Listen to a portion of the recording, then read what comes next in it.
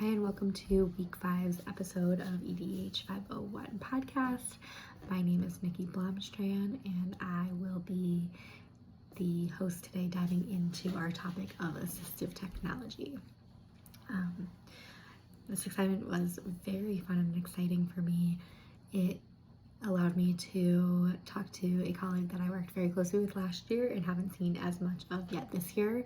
And so while I did go in with the formal format of an interview in mind, it did end up being a little bit more of a conversation between us just about assistive technology in the district of Glastonbury, where we both work, so Glastonbury Public School System. And I had the pleasure of chatting with my colleague Lauren Taylor, who is a speech-language pathologist at the outplacement K-12 specialized programming school I work at through Glastonbury Public Schools. And she also serves as one of two assistive technology specialists in our district. So she is a wealth of information, and while again I tried to ask some formal questions here and there, we are both so passionate about this subject. It ended up really just being a wonderfully informative conversation and a lot of fun to have. So, and I learned a ton, which is exciting. So I'm ready to dive right into that with all of you. First, a little background on Lauren. Lauren, like I said, is a speech-language pathologist. She also serves as an AT specialist in our district. There are only two in the entire district of Glastonbury, which you can imagine. We have Glastonbury, if you're familiar at all, is known for its special education programming. So only having two was kind of surprising to me. Because I work in the same school as Lauren, I know her, but I was kind of surprised. I knew she served more than just our school, but it turns out that our other AT specialist, there's only one other in the district, a woman named Karen. She works at an elementary school in town, and she services that elementary school. And then Lauren is responsible for the remaining 4 elementary schools, our 5th, 6th grade school, our true middle school, which is our 7th, 8th, and our high school, traditional 9 through 12, as well as the specialized programming, which is preschool through 12 at my school, and also includes the GTA, or the Transitional Academy. So Lauren truly, I asked her how she even does it, how she manages, and she very sarcastically responded, well, I don't have kids, so I just take care of all of the kids I have here when I'm in the building and out of it. So that's my version of having kids, which I loved that answer from her. And she honestly just said she fell in love with it. So she's been doing this for over 30 years, if you can imagine. She was talking about how she can't even comprehend how much the landscape has changed from what her job when she dove into and started entering the world of assistive technology was back in the 90s to now in 2025, and how the progression and the landscape of the whole field has changed so vastly. And so she has over 30 years of experience, and she has been in this current role, I believe she said, since 2008. It was somewhere around 16 years. I do have it written down here somewhere, but anyhow, not important. She's been doing this for a very long time. She is fabulous, and she was a wealth of knowledge. So where I started with her was pretty simple. Baseline, what do we have to offer? We kind of, in our unit and in our studies, we learned that low technologies are all of those supports for students that really don't require a true what we think of as tech aspect, not really an electronic aspect. So something really interesting that I learned from Lauren is that she really doesn't view the low assistive technology devices as part of her job anymore. So when she started out, things like text to request and visuals and graphic organizers, and some of those things like larger pencils or in large books or notes, or some of the things that we now think of as OT fine motor, like a pencil grip or alternate writing utensil, things like that are those staples of low technology assistive devices. She doesn't view as part of her job as an AT specialist. She still does think that they are part of her job as a speech path to kind of identify and figure out where she can help support students that might benefit from them. But she said that has really changed hands, where it's no longer something that she takes care of. That has been something that now is much more in the role and in the job description of those specialists, like speech pathologists, occupational therapists is a really big one. And then, you know, the special education teachers, us that are programming for these kids. And so while she still uses them very often in her work as a speech pathologist, she isn't, when she talks about her job as an AT specialist, she does not really consider those as part of her role there. She's always happy to help or advise on them, but she says she's like, you know about those just as well as I do. When you're in it, you have that knowledge and that exposure, and you don't need my expertise on it, because there's so many experts now in the field, because the field has grown so much and changed. So that was really interesting to think about. She said where she does start to come in is that mid-technology piece. And she said, again, that one's very much in the middle as far as what she views as her role as well. She's very, you know, things such as your adaptive keyboards, your, you know, one of those moments, you know, even things like mid-technology can even be things for people with physical disabilities, like wheelchairs and gait trainers. It can be walkers to move about, anything to help you ambulate. And obviously she said things like that fall more to a PT, or again, special ed programming, or maybe even a medical necessity. But then things like adaptive keyboards, adaptive games or toys, things such as things like that, she will advise on, but she finds that that's not where the majority of her time is spent. She also says, she's like, those mid technologies are really going to be your rarer items to see in our field these days. She said those first level supports are really, really common and pervasive everywhere. And then now with how much technology has grown and expanded and changed, that the high tech devices are actually more common, because a lot of those mid technologies outside of the ones that are for things like ambulating or physical disabilities, they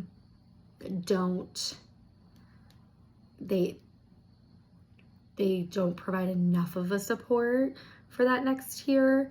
And so typically anybody that kind of falls in there for things like that would just end up using some of the higher tech, because technology has just grown so much that why not use the option that is going to be more effective, more technologically advanced, more helpful to the student. So it was really interesting to hear about that from her as well.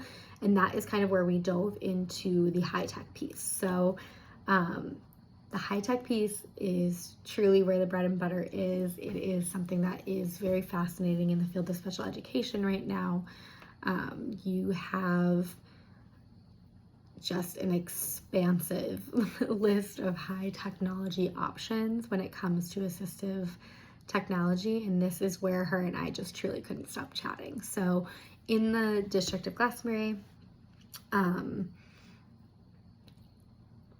we are very, very fortunate. We have a large technology budget. We have wonderful funding, and our school district is very well supported, and we're very grateful for that, both on the student and the staff end. So technology is widely available for both individual needs for children that their IEPs or 504s necessitate some additional support. It's also available for us to teach our student population with, especially special education teachers, even if we don't have one specific student that would benefit from it. But if we need things that we think even our small group instruction or one-to-one would benefit from, even if they don't necessarily need it written as a necessity into their IEP, we're able to access that. So that is something that we are very lucky for, and Lauren is really helpful in coordinating.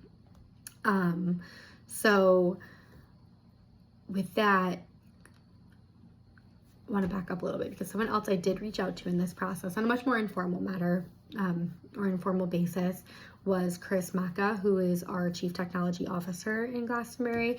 He's fabulous. He is the man, the myth, the legend that you go to every year if you need new computer, if you need a new iPad, classroom iPad, teacher iPad, evaluation iPad. Again, really fortunate in Glastonbury to have all of those things.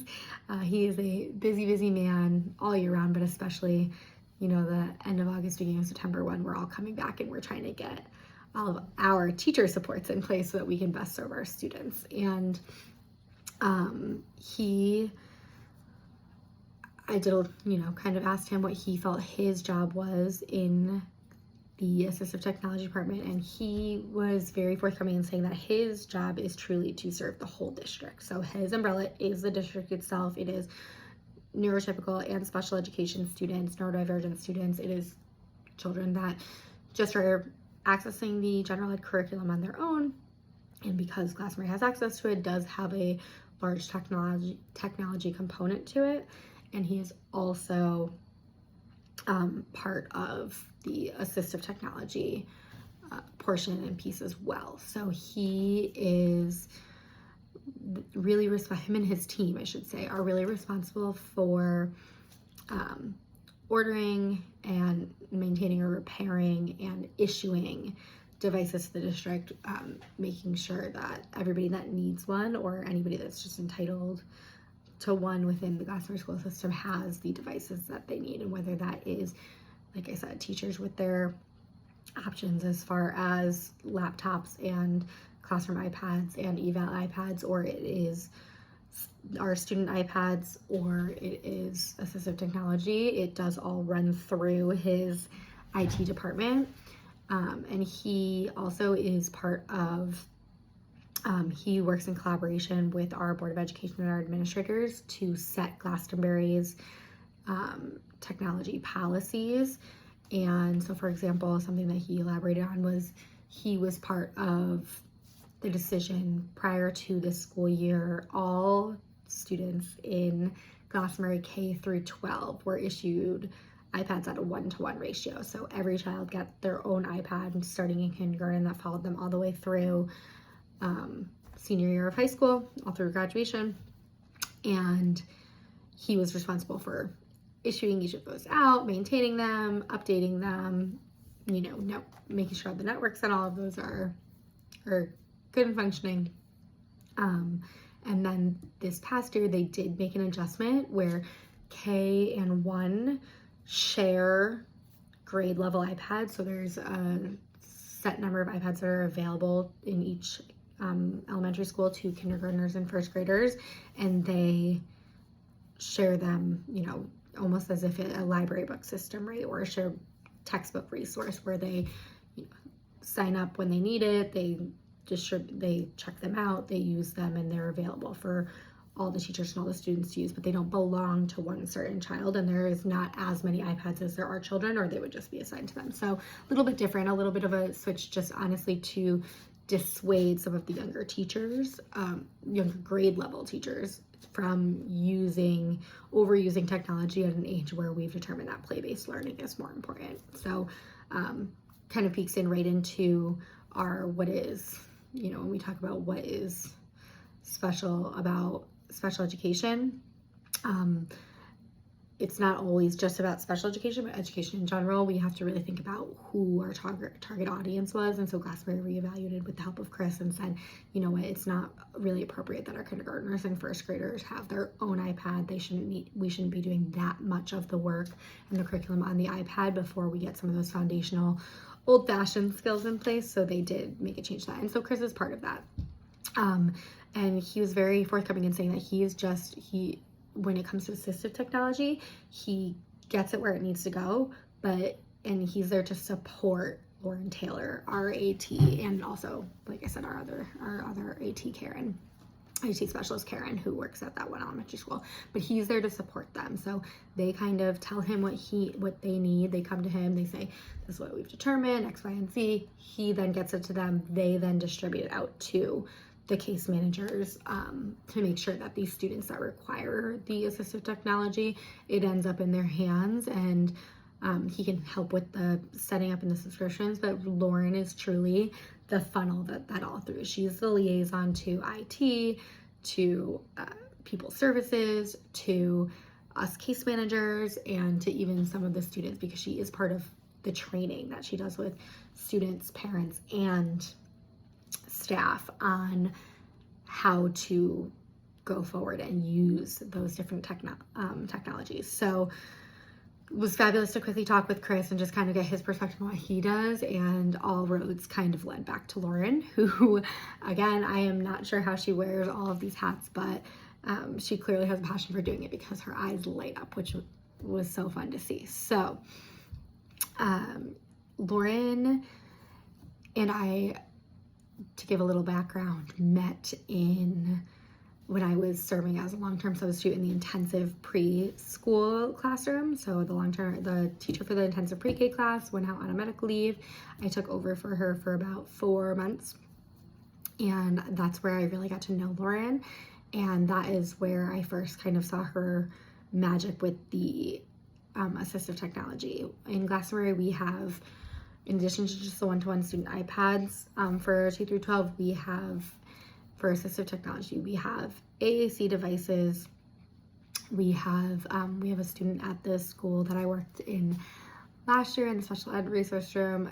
She communicates with an eye gaze program or eye gaze device, and Lauren is the one that is the go-to support for all of that, and got all of that equipment ordered in, set up, and did all of the training on it for the staff over there, including the general ed classroom teacher, the special ed teacher, the therapist that she works with, because the student is very physically limited and relies on that eye gaze device. So in order for her to be serviced by not only her special ed teacher, but all of the other adults that she comes across throughout her day, Lauren had to train all of them on it.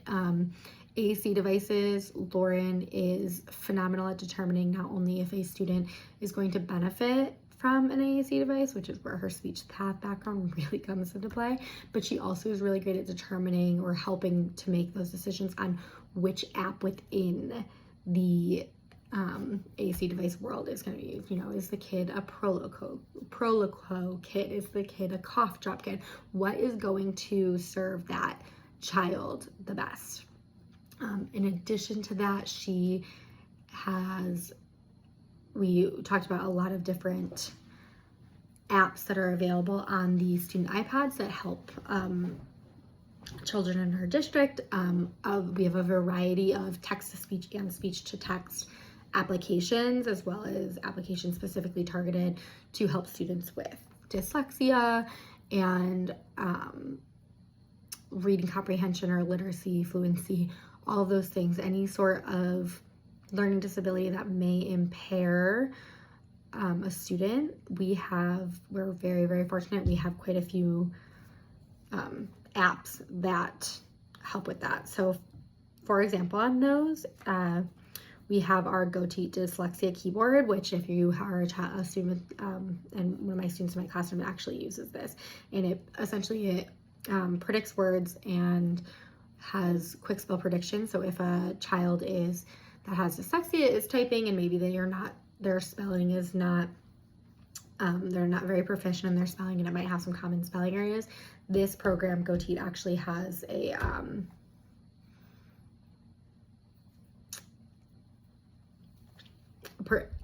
has technology that is able to decipher and is in line with what it's specifically designed for children with dyslexia. So also, just a quick side note, GoTeach got it.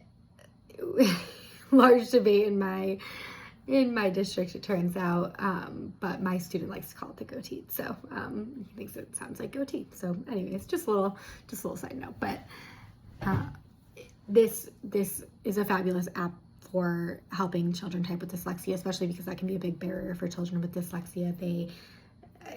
Anything to do with kind of sitting there and organizing those thoughts, especially as they get older. I have 4th, 5th grade students, and he's pretty aware of his disability, and he sometimes feels down about it. So having, when you're already asking him to do this task that is writing out an assignment, giving him any support within that to not add to it, because the assignment itself is already a task and an ask, right? It is already something that is perceived as difficult for them and a challenge. And so giving them supports like these apps are really, really, really fabulous. Another one that I love is the Snap Type app. So this is great. Another one that I used a lot last year when I was working in the resource room, and one that I will use this year with my 4th, 5th grade students that are in the outplacement school for emotional and behavioral disorders, as well as more severe cases of autism and ADHD. And again, these apps in my setting are really, really invaluable. When I was reading the paper about what is special in special education for students with emotional and behavioral disorders, that is the world that I live in and teach in, and I love teaching in, I love being in. It's definitely my passion, and the apps like these are so crucial in helping to build these kids' confidence, because there are already so many barriers within themselves, especially my ones that struggle with anxiety disorders, and they kind of tend to get down on themselves, and they have that level of self-doubt. Any sort of confidence boost we can give them by giving them the assistive technology, if because a lot of times they have the ideas, they have the willingness, they have the capability. They can, if we're talking about a writing assignment, they can come up with their topic sentence. They can come up with 3 supporting details. Yes, we use low-tech options like graphic organizers and visuals, and, in addition with adult support to help them. But they have that. But then when you ask them to use that executive functioning to then organize it and input it into a written piece of work, it is very challenging for them, and it can feel like that. So by having these text-to-speech and speech-to-text apps that can kind of take away some of those layers of stress, it allows them to really focus on the task at hand.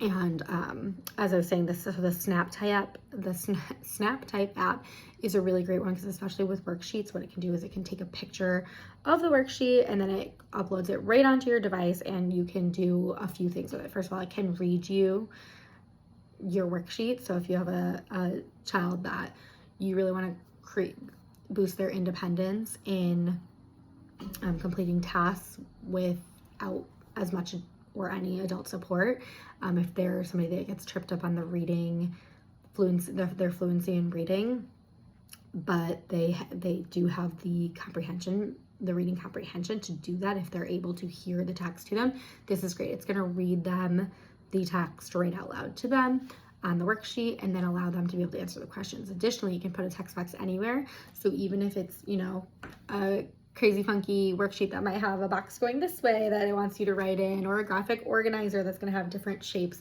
you can put a text box anywhere, and you can then fill in that without having the, paper to pencil portion of it. And within that, it has text-to-speech technology, and it also has those word spell check and grammar check and word prediction, which is also extremely helpful. It also can it can turn your handwriting into text, which again, just another piece to really, that way they don't have to, if they've done the work pencil to paper and now it needs to come into the computer, it can do that piece for them, as opposed to them feeling like, okay, I've done this work and now I also have to then retype it out.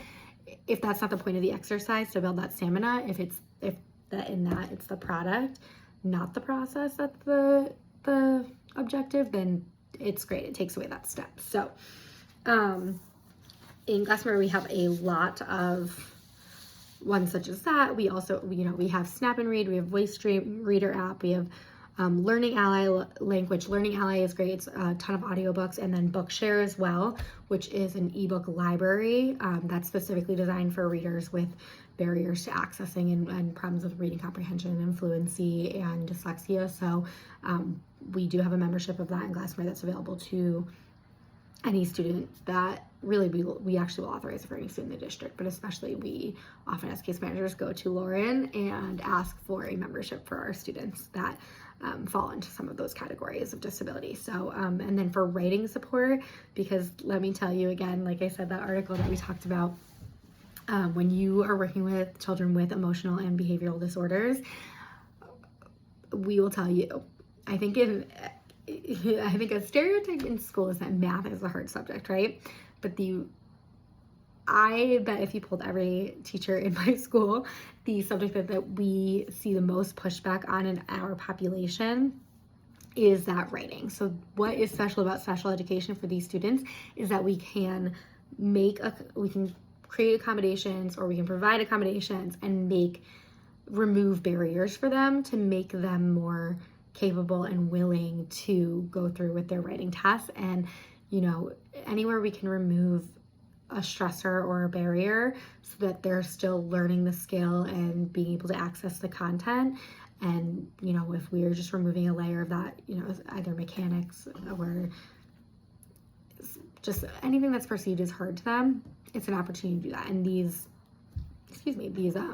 so SnapType Pro, Clicker Writer, again, the dyslexia keyboard, all really, really fabulous applications that we have on those student iPads. Additionally, we have, keyboards and adaptive keyboards that we can request and can attach it onto the iPads so that they don't have to use the keyboard on screen.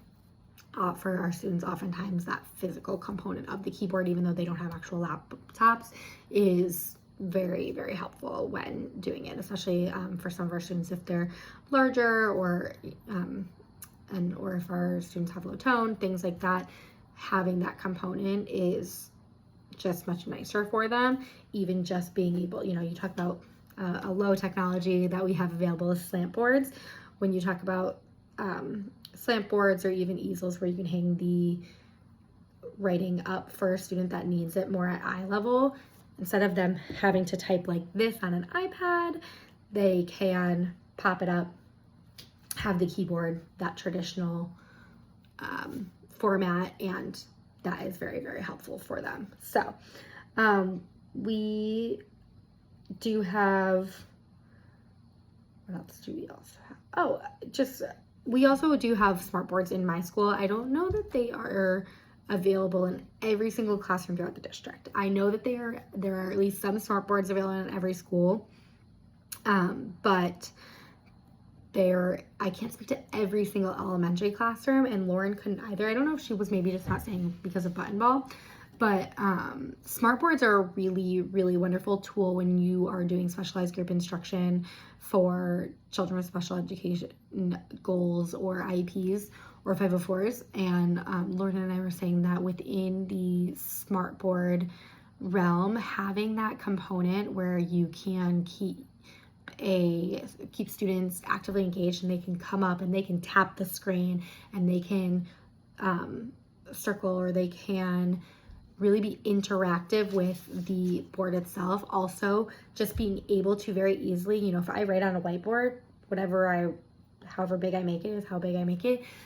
Smartboards make something like that so much simpler, where you can easily enlarge text, whether you've handwritten it or typed it. You can very easily make it more accessible for students. So smart boards are fabulous, and you can use some of those apps are able to be compatible with the smart board, which I actually hadn't thought of. Lauren pointed that out, and I hadn't even thought to utilize that, because I think the way that I have approached it is because we assign these apps to specific children.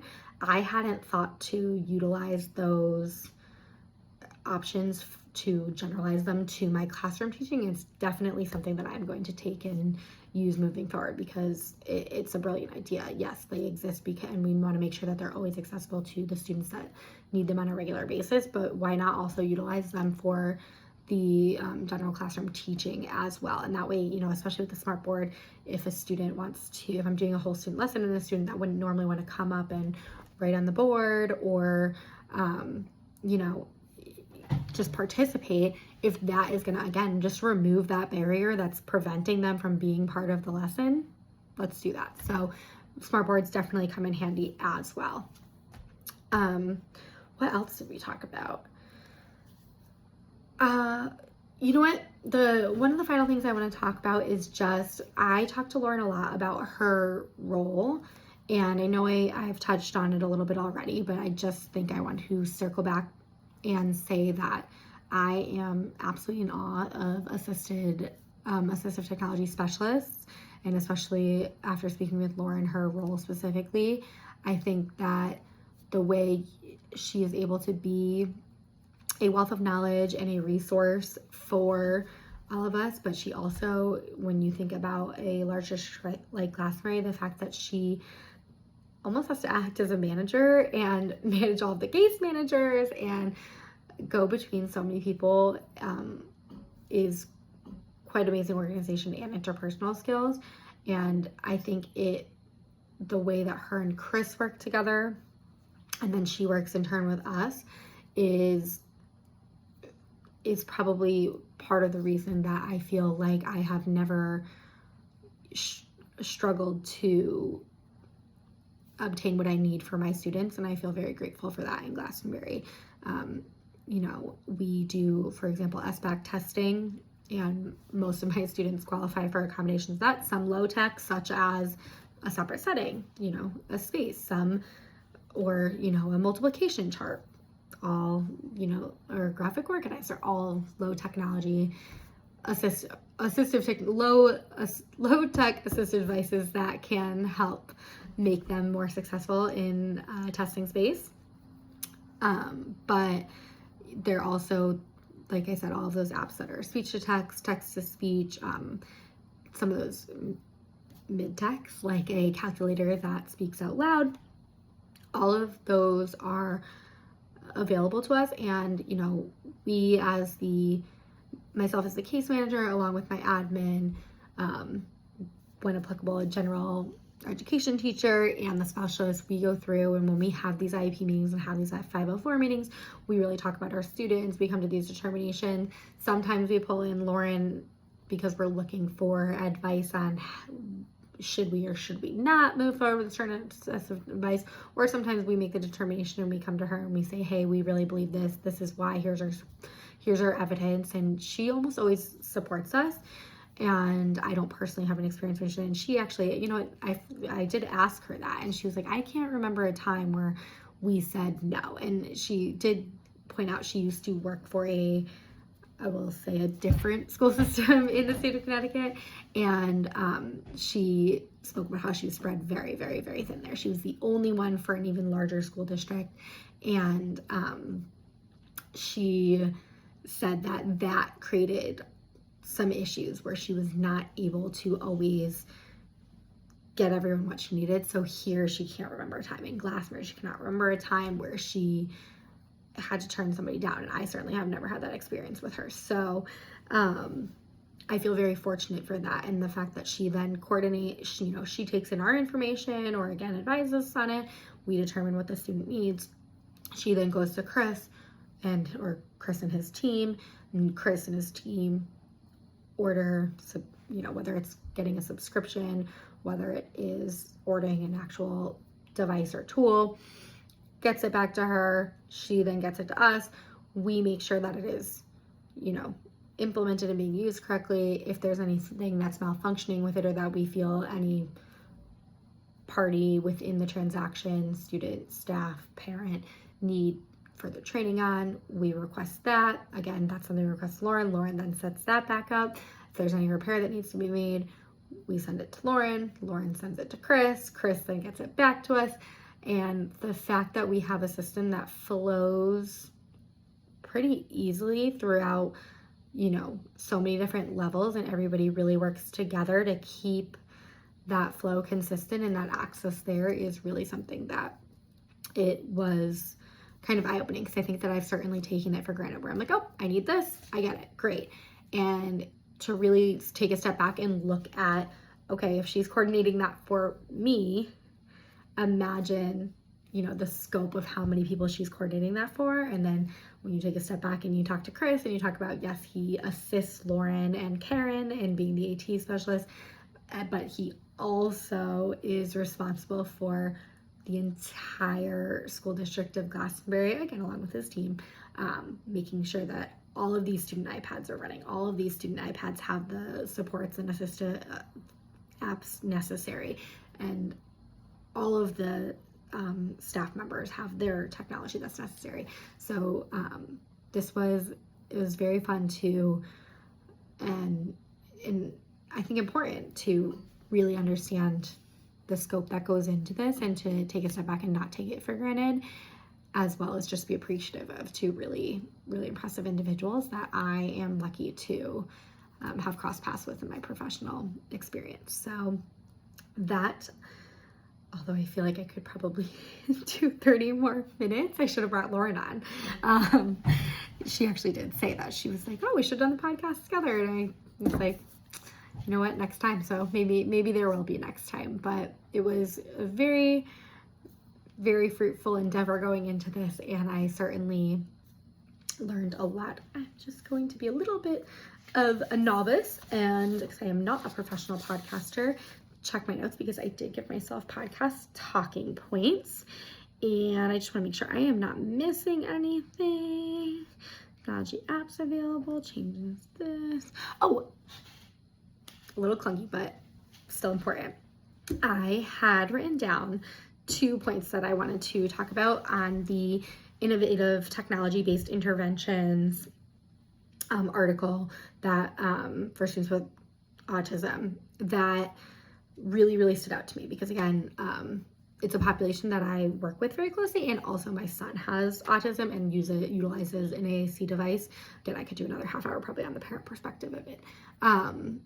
But something about this article that I found very interesting was that there is so much tech and so many applications out there for that help with vision, hearing, speech impairments. And again, really lucky to have access to all of them in Glastonbury. And also with reading and writing skills support, students with dyslexia, all the things I touched on a little bit already. And something that I found interesting in this was that there, based on the research, shows a need for more technology that is specifically meant to engage and help children with autism spectrum disorder. A lot of times children with autism spectrum disorder have some of these have some of these areas that they do need support in. So, you see them utilizing these text-to-speech and speech-to-text and adaptive keyboards and all sorts of different assistive technologies, right? But they're not designed for specifically children with autism. And I found in that article some really, really cool ideas about what technologies exist and also what we want to see more of. Because something that the article pointed out was that there are technologies that were being studied and have been shown to be very effective, but what then isn't coming to fruition is them being, pervasive in schools, right? So one specifically that it mentioned, that it talked about was that something that's really hard for children with autism are social skills, right? We often see children with ASD needing practice in their interpersonal skills and their social skills, whether it be in peer relationships or talking about generalizing those skills out into the community, hopefully, setting them up to work a job someday, and they need additional practice and additional support when honing in those skills. And things like virtual reality and,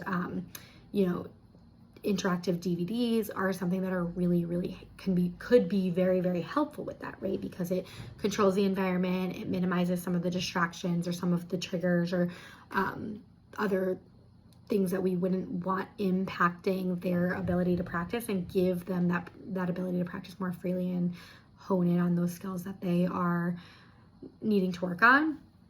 And it sounds like such a brilliant idea. And then here I am working in this program that I have said has so much access to technology, is very, very much advanced, and is specifically for children with this kind of means we have a large population of autistic kids in our school, and to hear about this and be like, that's strange. I've never, like, it's a brilliant idea. And VR sets are available in homes now. You know, my students have them at their houses to play video games. Why have we not tapped in and really generalized that technology and made it a priority to make those kind of things available to our students with autism? And even just when you talk about being able to do a virtual lesson, where instead of, you know, if there is a skill that you really want a child to be able to learn without the element of their environment playing a factor, being able to teach it virtually, where they can have their headset, they can control the volumes, there are less distractions, there are less other sensory inputs than in a classroom environment with all these other children. You know, why is that not something that we are, and they can pause, they can rewind, they can back up, they can have it to go back and reference.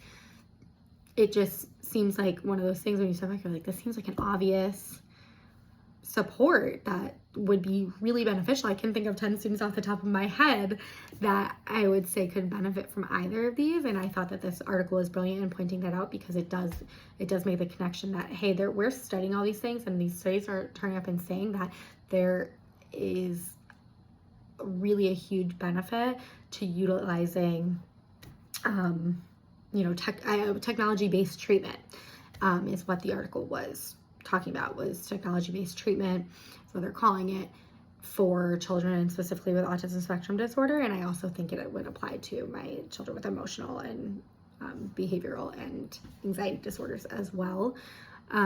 So why are those not then being seen as often as our snap types or our got it, or dyslexia keyboards? So why are we not seeing more of that? And, you know, it's something that I think that we have to kind of take a step back and reflect on, because AAC devices are a huge step. You know, Lauren and I were saying those were not pervasive, 10 years ago. And so the fact that those now are a very realistic thing for a lot of children that are struggling verbally is phenomenal. And I hope that, she and I both hope that going forward, some of these, that the field continues to develop, because technology is almost outpacing the human aspect at this point. And we hope that, that I think a common sentiment that her and I shared was that we hope that her and I could have this conversation again in another 30 years and have it be the same sentiment as we had today. Like, wow, we cannot believe how much this has progressed and how much more access our students have to the assistive technologies they need, and how beneficial I have, and how positively it's impacted their outcomes. And we hope that we're having that same conversation, but even more impressive or mind-blowing in 30 years. And so that is I'm grateful, I would say in summation, that I am grateful to work for the district I do. I am grateful to live in a time where these technologies exist and we have such great supports and ways to help our students achieve their full potential. And I hope that we don't see this as enough, and that we continue to push the ball forward. And as educators, I hope to be part of that. And I think that doing this assignment and talking with Lauren and Chris really gave me some insight to be more motivated to be part of, proactively seeking these solutions and these technologies and supports out, and making sure that we are getting the best we can for our students. So with that being said, that is week 5's EDH 501 podcast episode, and hope you enjoyed. Bye.